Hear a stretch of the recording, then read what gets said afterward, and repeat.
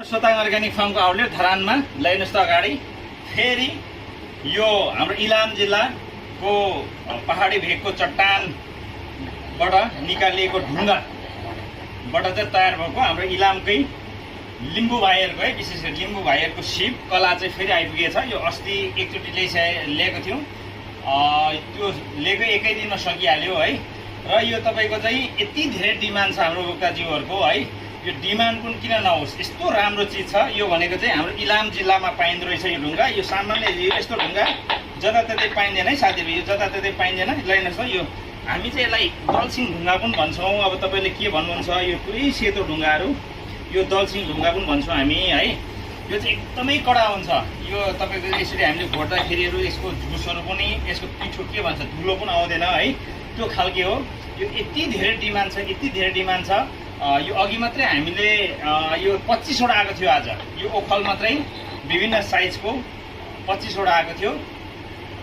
र यहाँ चाहिँ अहिले कति 2 4 6 8 10 11 भनेपछि 9 9 5 14 वटा चाहिँ अघि नै सकिसक्यो भिडियो बनाउनु नपाइकन है। यो असाध्यै बढी डिमान्ड भएको, यो नै झन् 6-7 किलोको होला है। र यो खालके ठुलो सानो खालके आएको छ। र अर्को चाहिँ यो हाम्रो सिलौटा, यो सिलौटा पनि त्यही ढुङ्गाकै यही नै तपाईँले देख्न सक्नुहुन्छ। हेर्नु त, यो खालको ढुङ्गा देख्नु भएको छ। यो चाहिँ हाम्रो पहाडतिरहरू पाइन्छ है, कुनै कुनै ठाउँ पाउँछ यो खालके। यो पनि एकदमै तगडा हुन्छ। अब यो सिलौटा यो तपाईँको त के मसला पिस्दाखेरि पनि है, अचारहरू पिस्दाखेरि पनि जुन यसको निस्किनु पर्ने तपाईँको धुलोहरू निस्किँदैन।